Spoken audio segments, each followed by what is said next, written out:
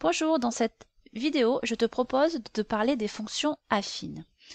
Partons donc à la découverte de ces fonctions affines. Je te propose le programme de calcul suivant.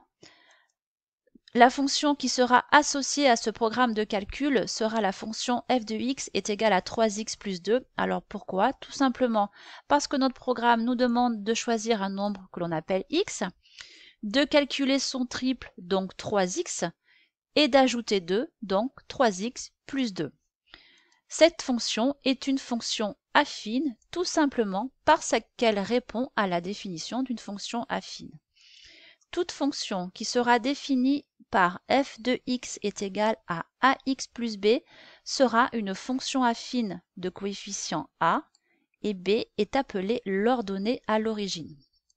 Alors, contrairement aux fonctions linéaires, lorsque nous avons une fonction affine, les images ne sont pas proportionnelles aux antécédents. Je te propose de travailler maintenant avec l'exemple ci-dessous et de considérer la fonction f de x est égale à 5x moins 1. C'est une fonction affine de coefficient 5 et si on regarde ici le tableau de valeurs de cette fonction, il y a un point particulier qui est surligné en jaune, c'est ce qu'on appelle l'ordonnée à l'origine. Si tu regardes dans ton tableau, tu te rends compte que lorsque ton antécédent est égal à 0, la valeur de l'image est égale à moins 1. Tu retrouves ici cette valeur de moins 1 qui correspond à l'ordonnée à l'origine. Alors on va pouvoir noter f de 0 est égal à b. Alors maintenant, comment faire pour représenter une fonction affine? La représentation graphique d'une fonction affine définie par f de x est égale à ax plus b est une droite qui ne passe pas par l'origine du repère. Pour représenter une telle fonction, il suffit de connaître les coordonnées de deux points.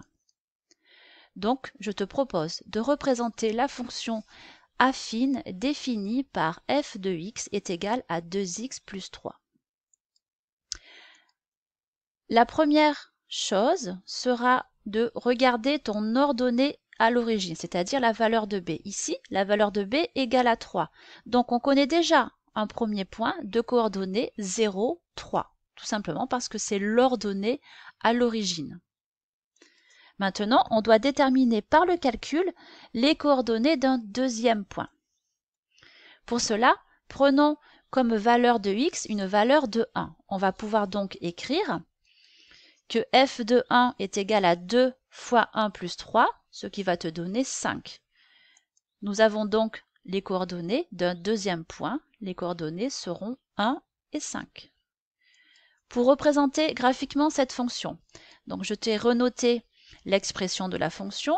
Je vais appeler A le premier point de coordonnées 0, 3, appeler B le deuxième point de coordonnées 1 et 5. Si tu représentes ces points A, donc le point A va se trouver ici et le point B va se trouver ici.